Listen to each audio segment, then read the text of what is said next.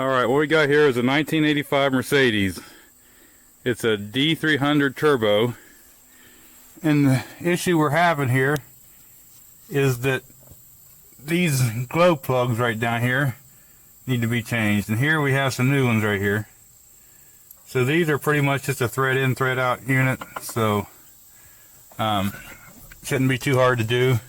So what I'm going to do is, here the first one, someone has already changed down there. You can see it's kind of shiny. So what I'm going to do is start on the second one right here. And I'm going to pull that out of there. I'm going to take the wire off and pull that out of there, and then we're going to change these glow plugs. Now the next issue we have is this line right here. And I believe this is the same as the Volkswagen has. It's that German fuel line. It's cloth wrapped. Now, so far I'm having an issue finding that. So we'll have to see how that goes. I'll have to try to locate some of that.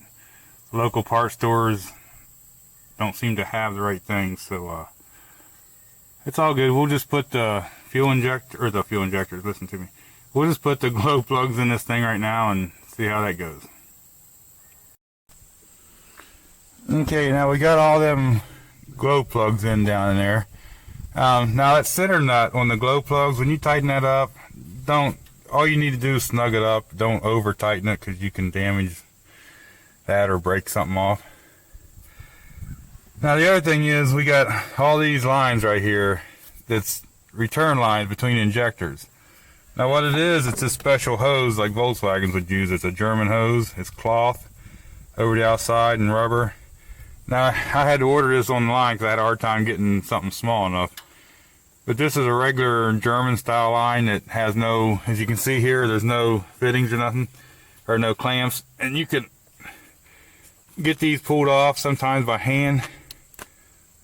Oh, I might have to do something else here. You can always get a screwdriver behind it somewhat and pull it off.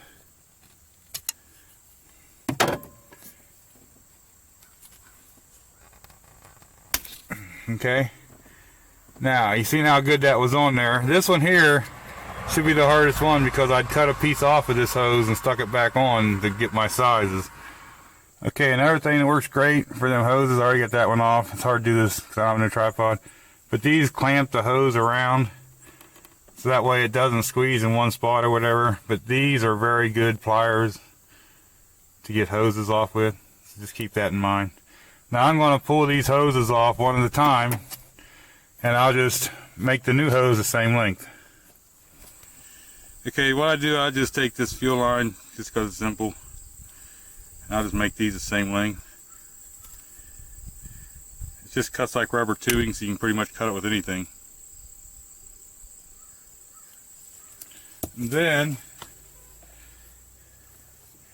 all you do is slide these back over. Make sure you get them all the way down on there seated good. And then that's it. You're done. Okay. Here's one thing I seen I didn't like. They got this one like right into that throttle linkage.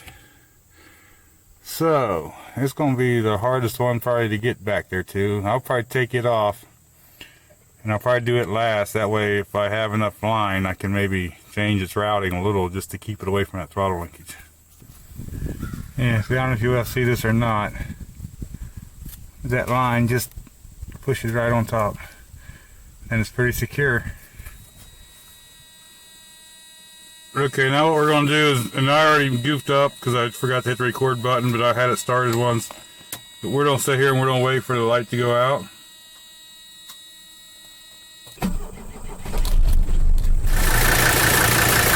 Now what I want to do is look and make sure that none of these are leaking. I tried to dry the injector off the best I could. If you had some brake clean or something to get the whirly diesel fuel off of them, it'd be better. But it doesn't appear as any of them's leaking. This one here was, I was a little concerned because it was wet up here. It must have just been spraying up all in there. But it looks to me like this thing's dry. I'm going to let it sit here and run and get warmed up and make sure.